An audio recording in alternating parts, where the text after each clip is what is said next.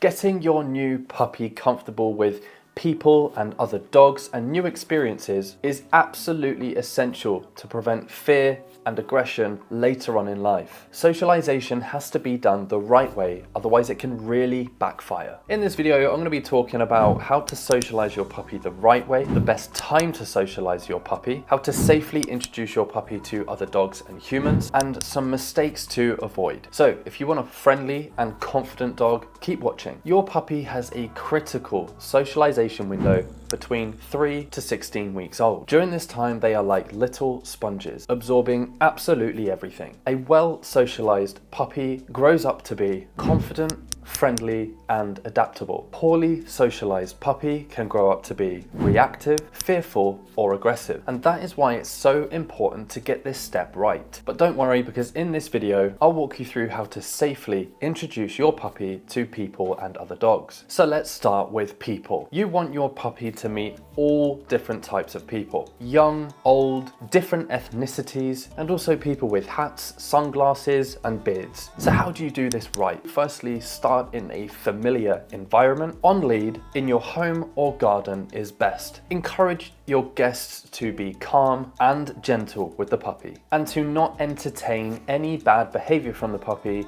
like jumping up. It's important to let the puppy approach at their own pace and to make sure nothing is forced. And at any point you see good behaviors from your puppy, make sure you praise and reward them. And here's a few things to avoid. Avoid overwhelming your puppy with too many people all at once. It's important to not allow guests to grab the dog or hover over the top of the puppy. And lastly, definitely don't allow your kids to chase the puppy or squeeze them at any point. Now let's talk about introducing your puppy to other dogs. Not every dog is friendly or very well trained, so we want to actually set up safe and friendly interactions. So here is the best way to introduce your puppy to other dogs. Try to spot calm and more mature dogs. Avoid dogs that are clearly way too big for your puppy to be saying hello to. Make sure your puppy and the other dog are on leads, and keep them fairly loose. The next step is to simply walk by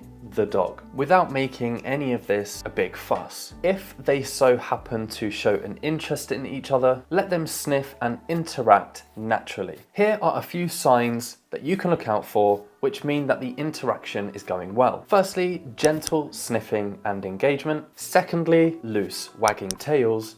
And lastly, downward dog stretches. Some signs of a bad interaction: excessive staring, growling, a stiff posture in the dog, one dog clearly overwhelming the other, or a tucked tail and hiding behind you. If either dog looks uncomfortable, gently redirect them and continue on your walk. Once your puppy has had some time to build up their experience in positive interactions, you can move on to setting up some play dates in safe group settings. For play dates, you can choose a dog you already know. Remember to keep sessions short, between 5 and 10 minutes, and never take your eye off of the interaction. Monitor their playtime and look out for healthy give and take. If you're thinking about taking your puppy to a dog park, this is a huge, big, fat no. This should never happen. Dog parks are usually busy and full of unpredictable off-lead dogs. It's important to let your puppy grow and mature within themselves before introducing them to a busy dog park. Through this time, you will also learn a bit more about your dog's behavior and personality and know what they're comfortable with and not so comfortable with. Some common socialization mistakes include flooding the puppy with too much all at the same time,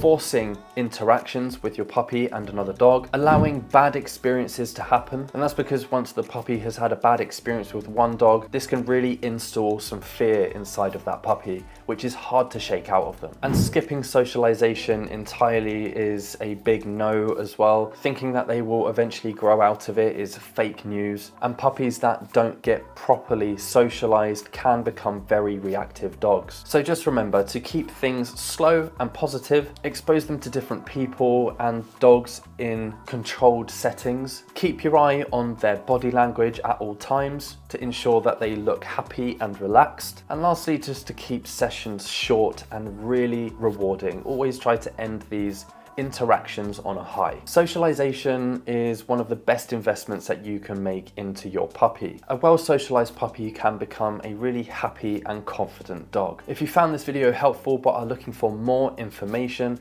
I'm going to include a link in the description box below this video where you can download my free ebook.